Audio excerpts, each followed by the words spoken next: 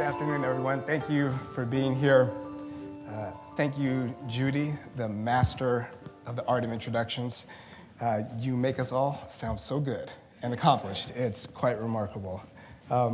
Also, quickly would like to thank Dean Elizabeth Cohen, I think Liz is there, for your leadership of the Radcliffe Institute, the entire fellowship program staff, especially Rebecca Haley. Thank you, Rebecca, for all your administrative brilliance, and all the other incredible people, top to bottom, who collectively make the Radcliffe such a special place. All of the fellows, I see you in the crowd here, thank you for your collegiality, brilliance, and intellectual curiosity. You're all doing incredibly amazing work, even though I wish someone was working on a project on time suspension, because the time is really going by way too quickly. But in the time that we have this afternoon, I would like to tell a story. It's a story about war and the challenges of being African American. It's a story about race and democracy, about history and memory. It's a story about hope and disillusionment, about optimism and tragedy. It's a story that spans almost 2 decades, from one world war to the next, and features as its central character arguably the most significant Black intellectual in American history. But it may be helpful first to take you back to a moment in October of the year 2000. A young graduate student just embarking on research for a dissertation on African American soldiers in World War I is at the University of Massachusetts Amherst.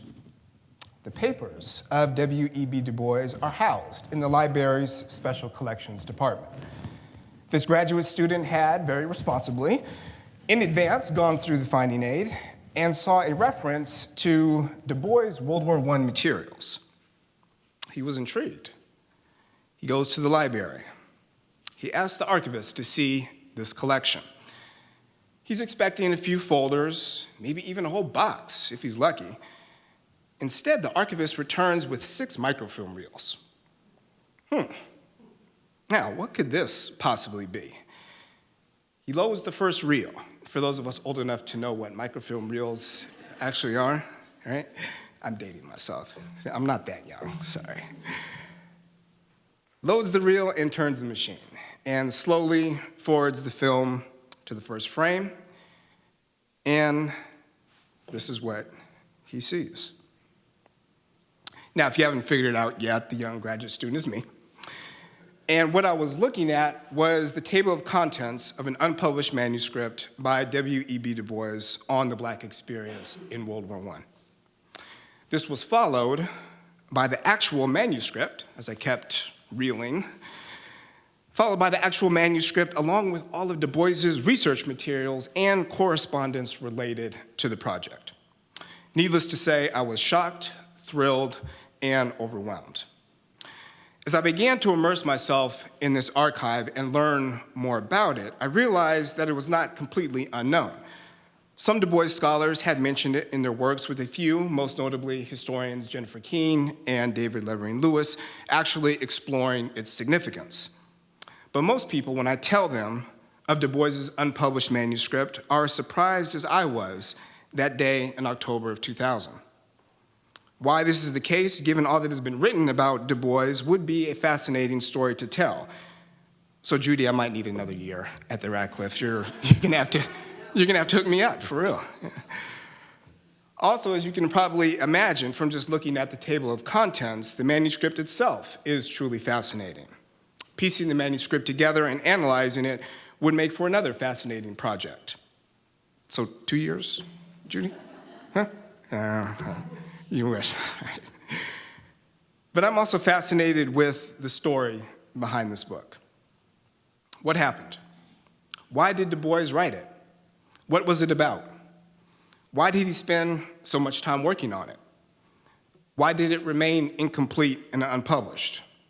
Why is it important? So as best I can in the next 40 minutes or so, let me tell you the story of the Wounded World, W.E.B. Du Bois, African Americans, and the history of World War I. From the branches of the National Association for the Advancement of Colored People to W.E.B. Du Bois, writer, scholar, seer, on his 50th birthday, February 23rd, 1918, given an affectionate appreciation of his great gifts and gratitude for the consecration of these gifts to the service of his race. So read the inscription on the silver cup presented to Du Bois at a New York Civic Club gala celebrating his half-century of life. Born on February 23rd, 1868 in Great Barrington, Massachusetts, to Mary Sylvina, Du Bois, in his mind and heart, was truly destined to serve his race. A young prodigy throughout grade school, he attended and graduated from Fisk University in Tennessee before moving back to Massachusetts, where he earned a second undergraduate degree from some school called Harvard University. He stayed at Harvard to pursue a doctorate in history, briefly interrupted by a 2-year transformative stint at the University of Berlin. And there's Du Bois right there, second top row. Returned back to Harvard, where he completed his dissertation in 1895, titled The Suppression of the African Slave Trade in America, becoming the first African American to obtain a PhD from Harvard. He would quickly establish himself as Black America's foremost scholar and interrogator of the race problem. In 1903, he published what is widely considered the most important book in the history of African American letters, The Souls of Black Folk. Du Bois also helped lay the groundwork for what we now commonly recognize as the modern civil rights movement. In 1905, he founded the Niagara Movement to challenge the accommodationist program of Booker T. Washington, and in 1909, helped co-found the NAACP, where he served as editor of its magazine, The Crisis. On the eve of the World War, in terms of intellect and influence, Du Bois had few rivals. Du Bois closely followed the World War from the opening guns of August. Yet, in a very real sense, Africa is a prime cause of this terrible overturning of civilization which we have lived to see, he wrote in his landmark 1915 Atlantic Monthly article, The African Roots of War. He pinpointed the origins of the conflict in the competition amongst the European belligerents for imperial control of Africa and its people. France, England, and Belgium all certainly had blood on their hands. But thirsty for global domination, Germany, in Du Bois's opinion, posed a grave threat to the world's darker races. The Allies had to win. So when the United States entered the war in April of 1917, Du Bois, unlike many of his socialist friends in and outside of the NAACP, was not opposed. He argued that it presented an opportunity for African Americans to stake claim to their citizenship and bring meaning to Woodrow Wilson's claim that the world must be made safe for democracy. Black people had fought in the past, and now they would do so again, with hopes that the two warring ideals of being Black and of being American that Du Bois famously articulated in The Souls of Black Folk would at last be reconciled. Du Bois threw himself into the war effort, encouraging African Americans as soldiers and civilians to demonstrate their loyalty on and off the battlefield. But white supremacy tested his patriotism. Along with other African Americans, he had to reckon with moments like the unjust execution of 13 Black soldiers following a racial shootout in Houston, Texas, and especially the East St. Louis pogrom of July 1917, which left hundreds of Black people dead. While African Americans certainly pleaded for Woodrow Wilson to make America safe for democracy, they also demanded it, as evidenced by the silent protest parade in response to the East St. Louis pogrom, with Du Bois marching in the front. So when Joel Spinger, former chairman of the NAACP and one of Du Bois's closest friends, approached him in early June of 1918 with an offer to become a captain in the War Department's Military Intelligence Division, he had a momentous and potentially career-defining choice to make. Du Bois knew that this appointment would arouse suspicions, but he believed that, as he wrote in a letter to the director of the Military Intelligence Division, his decision to accept the offer reflected no inconsistency with or change of attitude from my lifelong work and opinions. Indeed, he viewed his attitude as one of far-reaching patriotism. But just to make sure no lingering reservations existed about his loyalty, he wrote close ranks for the July issue of the Crisis. The Great War represented the crisis of the world, Du Bois began.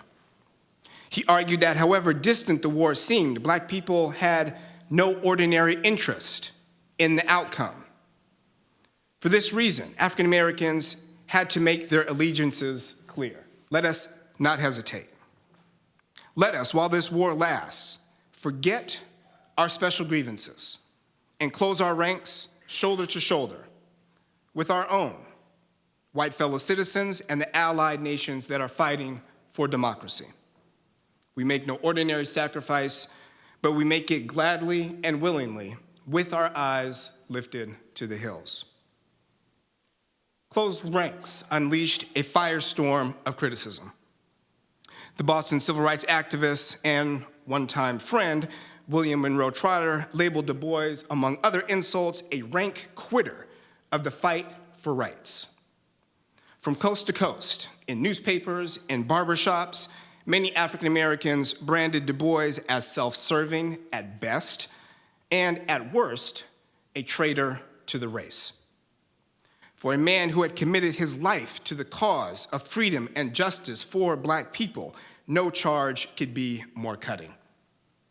The captaincy offer ultimately crumbled, but the uproar and damage to his radical credentials left Du Bois deeply scarred.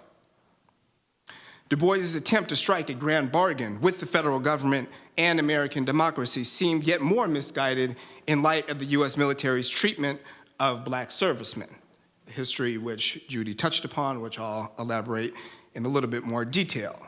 Approximately 380,000 African-American soldiers served in the racially segregated United States Army. The majority of Black troops in France unglamorously labored in the services of supply, loading and unloading ships, digging ditches, laying railroad tracks, and burying dead bodies. The Army reluctantly agreed to the creation of two Black combat units, the 92nd Division, composed of draftees, and the 93rd Division, made up largely of Black National Guardsmen.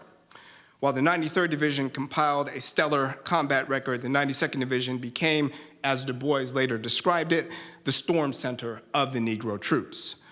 Racist white commanders and deliberate neglect from the War Department doomed the performance of the division from the start, while its Black officers, Du Bois' shining examples of talented 10th manhood and racial leadership, endured humiliation after humiliation. African Americans could point to several notable battlefield triumphs and moments of racial pride. But for most Black soldiers, the war for democracy that Du Bois had so enthusiastically championed devolved into a personal hell. As the end of the war neared, Du Bois, his credibility tattered, his leadership in question, sat in the most precarious position of his otherwise illustrious career. Then, quite unexpectedly, an opportunity presented itself, one that would profoundly impact Du Bois' life for the next 2 decades. At the October 1918 Board of Directors meeting, the NAACP proposed that Du Bois spearhead production of a book on the history of the Black experience in the war. He leapt at the opportunity. The scholar in Du Bois was intrigued, but more important, here was a chance for redemption. As a way of demonstrating his continued ability to organize and lead, he initially hoped that the book would be a collaborative effort. He had 2 co-authors in mind: Carter G. Woodson, founder of the Association for the Study of Negro Life and History, and Emmett J. Scott, the former secretary to Booker T. Washington, who had recently served as a special assistant to the Secretary of War. But Du Bois's influence had its limits. Woodson, arguably the most prominent African-American historian in the nation, next to Du Bois, insisted on receiving sole credit for the project. Scott, arguably the most influential African-American in the government during the war, had plans to write his own book. At stake was the right to call oneself the historian of the Black experience in the war and the leadership stature that went along with it. This was a fight that Du Bois absolutely had to win. Undaunted, he set his sights on France, where, as he would later write, the destinies of mankind center. On December the 1st, 1918, Du Bois departed from Hoboken, New Jersey, as part of the official press delegation accompanying President Woodrow Wilson to the peace conference at Versailles. Du Bois spent 3 months in France. He organized a landmark Pan-African Congress in February of 1919. His principal mission, however, was to conduct research for the NAACP war history. He toured the battlefields and saw the trenches where soldiers of the 92nd Division fought until the 11th hour of November the 11th as the armistice went into effect. He visited the encampments and experienced, as he recalled, a touch of war. Most important, he talked with Black soldiers and officers. With military intelligence following his every move, Du Bois absorbed tale after tale of discrimination, slander, and abuse inflicted upon Black servicemen at the hands of the American Army. A longtime friend, Virgil Boutte, served as his guide. Boutte was a captain in the 92nd Division who had been constantly humiliated by his fellow white officers, court-martialed on false charges of inefficiency, seriously injured in combat, and placed, despite his officer status, in a segregated hospital ward with regular enlisted men. He entrusted his diary to Du Bois, where in one pained entry, Boutte scrawled, "No nation on earth has ever hated a group as the Americans hate Negroes." Never in my life have I heard such an astounding series of stories, Du Bois wrote from France in a January 1919 letter to his NAACP colleagues. You have not the faintest conception what these men have been through. It is not only astonishing, but it will arouse every ounce of sympathetic blood in your veins. He knew what needed to be done. The task ahead was clear. His commitment had been steeled. I can say solemnly and without hesitation, the greatest and most pressing and most important work for the NAACP is the collection, writing, and publication of the history of the Negro troops in France. Du Bois returned to the United States, enraged, embarrassed, and determined. He cannot help but to question if his decision to encourage Black people to throw body and soul into the war effort had been worthwhile. He channeled his frustrations, along with the anguish of the African-American servicemen he encountered in France, into the post-war issues of the crisis. In the May 1919 issue, he informed readers about his mission in France, exposed the racism of the U.S. Army, and defended the honor of Black troops. The highlight, however, was returning soldiers, as his words would serve as a rallying cry for African Americans in the aftermath of the war. We return from fighting, we return fighting. History would be Du Bois's central battlefront in the struggle over the meaning of the war.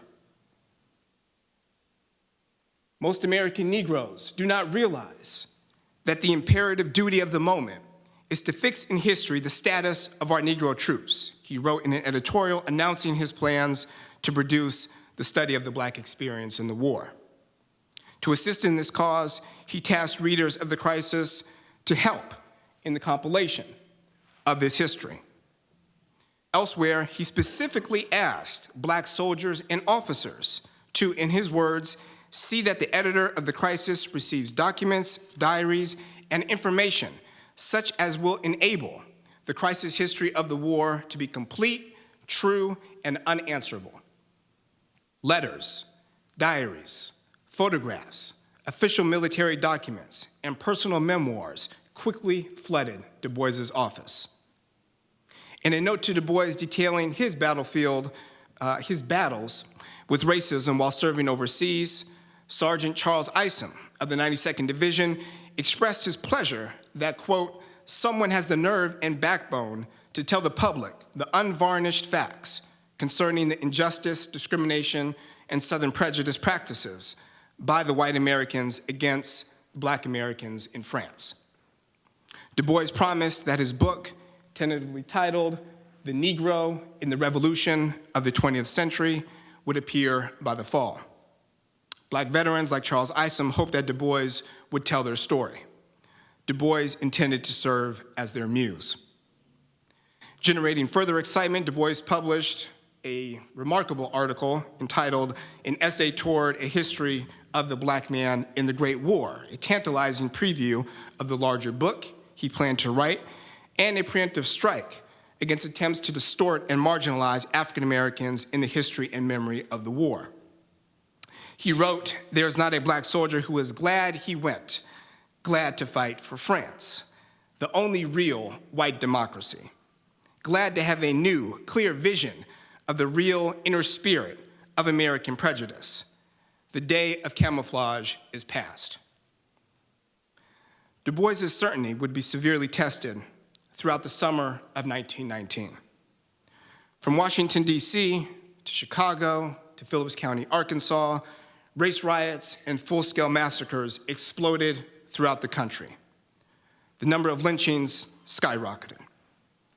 Black veterans found themselves quite literally fighting for their lives. James Weldon Johnson labeled these bloody months the Red Summer. The horror of the summer was seared into Du Bois's memory, as he would remember 1919 as a year of, in his words, extraordinary and unexpected reaction. Du Bois used his 1920 book, Dark Water, to reflect on the war, its appalling aftermath, and his growing disillusionment. He minced no words.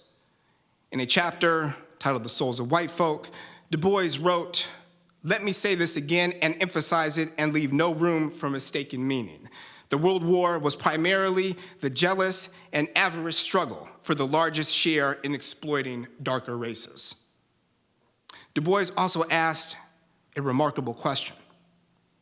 How great a failure, and a failure in what, does the World War betoken? On both a personal and intellectual level, it was a question that he had to answer.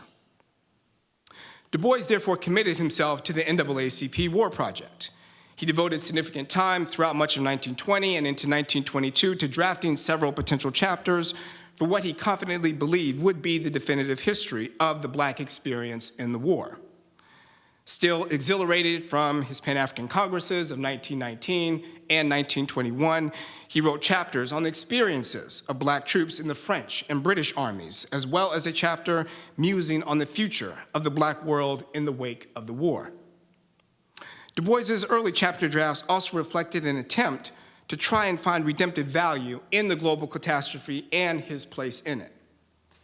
This was clear in a chapter titled The Challenge, which summarized the difficult choices African Americans and himself faced in supporting the war.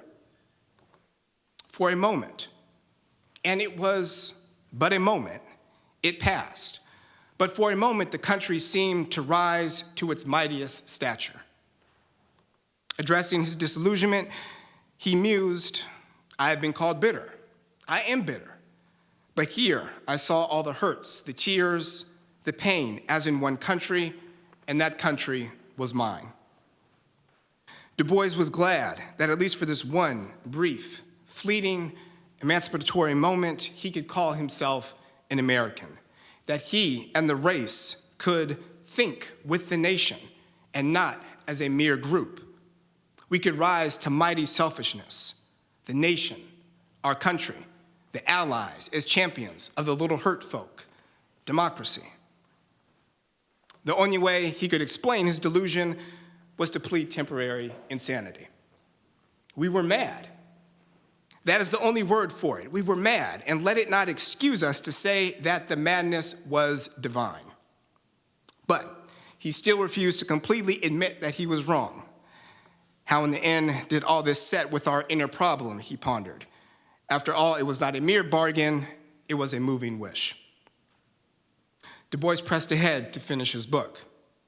He held out hope that despite a lack of financial support and numerous other commitments and distractions, future book projects, crisis editorials, speaking engagements, Pan-African congresses, a venomous feud with Marcus Garvey, it would soon be completed. But the worsening conditions facing African Americans and peoples of African descent throughout the diaspora caused him to further struggle with the war's individual and collective meaning. The walls of caste segregation seemed to only grow higher. Racial violence became more and more horrific. The grip of Europe on Africa, in spite of its Pan-African congresses, only tightened. And then there was personal tragedy. In January of 1922, Du Bois lost his closest friend and the man who best embodied the quest to reconcile race and country, Colonel Charles Young. Young was the highest-ranking black officer in the Army and Black America's military hero. He had been unjustly retired from active service during the war for dubious health reasons to prevent him from becoming a general. It broke his heart. The Army reinstated him after the armistice, conveniently, and assigned him to Liberia. He would die in a Nigerian hospital. Over a year after his death, Young's body was finally returned to the United States and buried with full honors in Arlington National Cemetery. But Du Bois could not forgive the government for what he described in his words, the inexcusable crime of sending Young to Liberia. For if Charles Young's blood pressure was too high for him to go to France, Du Bois wrote in an editorial, why was it not too high for him to be sent to the even more arduous duty in the swamps of West Africa? God rest his sickened soul, Du Bois concluded, but give our souls no rest if we let the truth concerning him droop, overlaid with lies. This ugly reminder of the war's legacy provided further validation for the new title Du Bois had by this time given his book, The Black Man and the Wounded World. As the title reflected, Du Bois's initial conceptualization of the war as a potentially revolutionary moment in the reconstruction of global race relations had evolved to an interpretation of the conflict as one of the darkest moments in modern world history. The war was a global tragedy. The sense of the war as tragic was not solely about the incredible loss of life and physical destruction. For Du Bois, it also had to do with the strengthening of white supremacy and continued economic exploitation of peoples of African descent. No surprise then that he described the war in the opening chapter of his book manuscript as a scourge, an evil, a retrogression to barbarism, a waste, a wholesale murder. Du Bois's public announcement in 1924 of The Black Man and the Wounded World sparked renewed public interest in the book. Encouraged, he began writing again. By 1926, he had drafted the bulk of his envisioned chapters. The book, finally, seemed on the verge of completion. But he needed help. He had a massive manuscript that, judged by his high scholarly and artistic standards, still required significant work and revision. Without time and editorial assistance, he felt that he could not complete the project. Seeking support, he sent inquiries to nearly every major philanthropic organization, the Rockefeller Foundation, the Russell Sage Foundation, the Slater Fund, the Julius Rosenwald Fund, the Carnegie Endowment. If he was around, I'm sure he would have applied to the Radcliffe Institute for Advanced Study. All expressed courtesy interest, but all ultimately offered their regrets. But beyond the practical obstacle of financial support, or lack thereof, Du Bois faced an even bigger and more daunting challenge: himself. If the war he had supported was indeed a failure, as he pondered as early as 1920, a war that had no positive outcome, then perhaps his book, languishing and in limbo, was destined for a similar fate. Du Bois's sizable ego, however, would not allow for the possibility. As he agonized over what to do with his book, many of the same veterans who had once viewed Du Bois as a savior now grew restless and requested the return of their personal letters, photographs, memoirs, and other ephemera they had loaned him so many years ago. James Johnson, a Harlem attorney and former sergeant in the 92nd Division, wanted his stuff back. Du Bois, stubbornly convinced his book would soon be completed, refused. "Eventually, the matter will be returned to you," Du Bois told Johnson in a 1928 letter. "It cannot be returned now, and I cannot set any exact date as to when it can be returned." Johnson would have none of it. Assuming that he was, in Johnson's words, dealing with a gentleman of honor who would spare no effort in his endeavor to keep his word, Johnson responded to Du Bois, "I trust that you will see the expediency of an amicable adjustment of this matter, thereby saving all parties concerned the needless expense, loss of time, and further embarrassment that proceedings to compel compliance will entail." All right. And Martha, I'm sure you know where that's headed, right? All right. Facing the threat of a lawsuit and public humiliation, Du Bois somehow found the time to locate Johnson's items and return them, but the majority of black veterans were not as fortunate. Du Bois may not have felt guilty about his treatment of Johnson and other black veterans, but he certainly harbored guilt about his decision to support the war. In 1930, Du Bois participated in a published discussion for the magazine The World Tomorrow on the war guilt debate that was consuming the historical profession. The debate if Germany was solely responsible for the war and if American intervention was justified. In his reply to the editor, he admitted to being swept off my feet during the World War by the emotional response of America to what seemed to be a great call to duty. The costs had been immeasurably high. Instead of a war to end war or a war to save democracy, we found ourselves during and after the war descending to the meanest and most sordid of selfish actions, and we find ourselves today nearer moral bankruptcy than we were in 1914. Then, surprisingly, but with a disclaimer, he admitted, "I'm ashamed of my own lack of foresight." And yet, war is so tremendous and terrible a thing that only those who actually experience it can know its real meaning.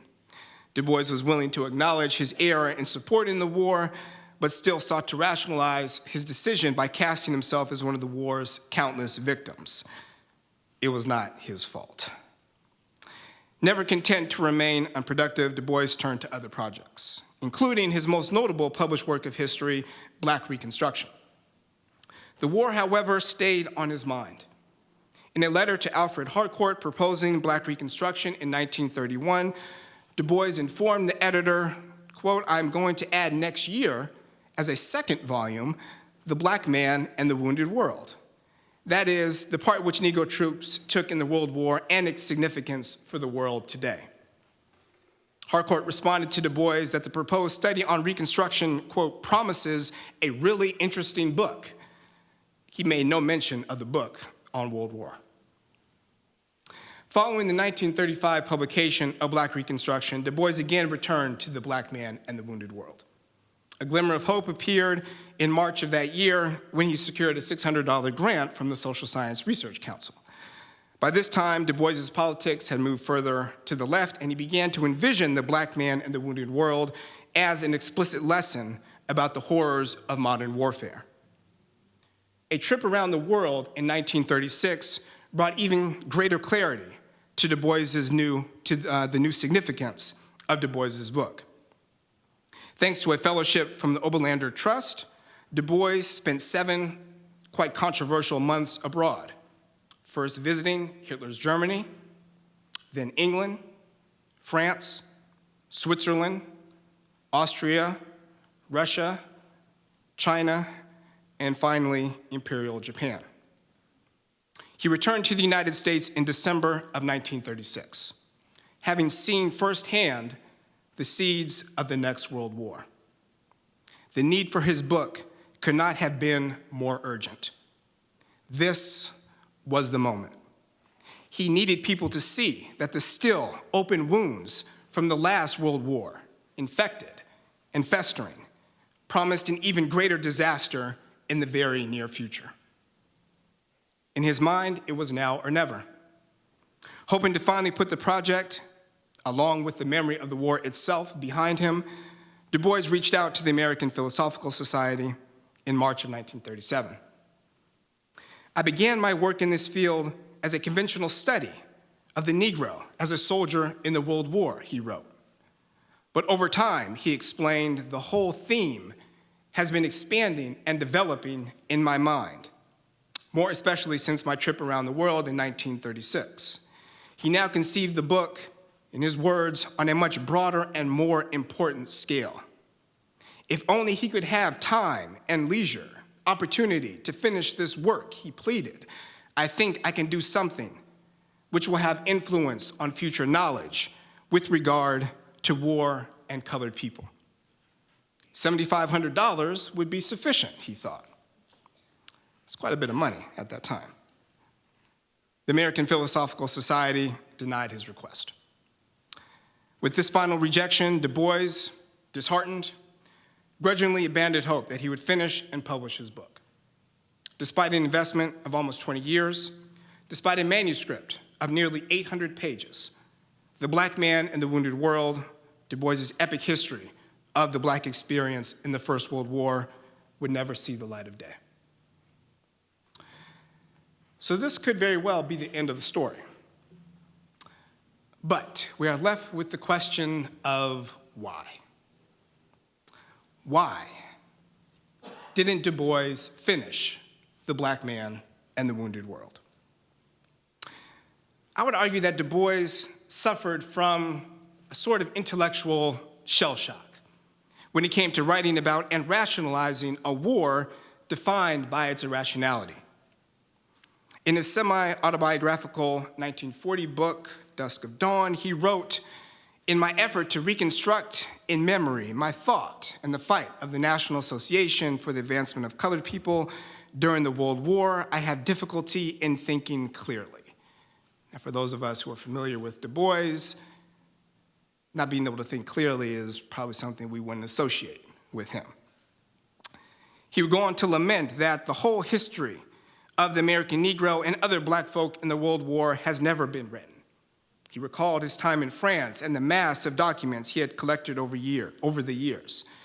They deserved publication, he wrote, not simply as a part of the Negro's history, but as an unforgettable lesson in the spiritual lesions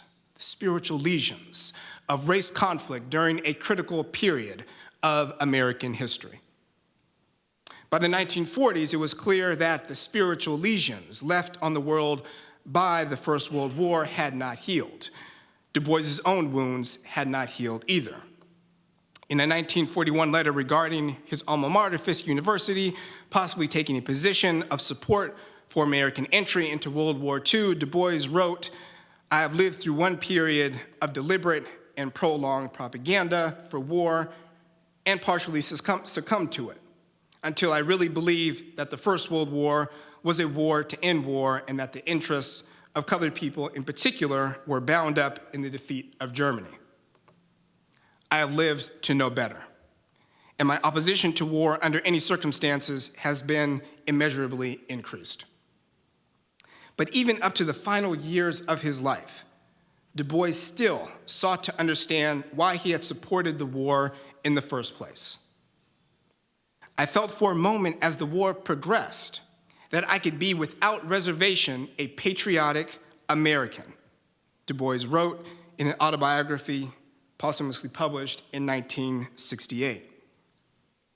I'm not sure that I was right, but certainly my intentions were. I did not believe in war, but I thought that in a fight with America against militarism and for democracy, we would be fighting for the emancipation of the Negro race. With the armistice came disillusion. That disillusion stayed with Du Bois until his death on August the 23rd, 1963, in Accra, Ghana. The war consumed Du Bois. It confounded him. He could not make sense of it as both a personal and historical moment. He was unable to muster the intellectual fortitude and, dare I say, the moral strength necessary to complete his book. His failure embodied the tragedy of the war he struggled to write about. In this sense, the black man in the wounded world was Du Bois himself. But we are also left with the question of, why does this story matter? The easy answer is, well, it's Du Bois. Anything about Du Bois matters, right?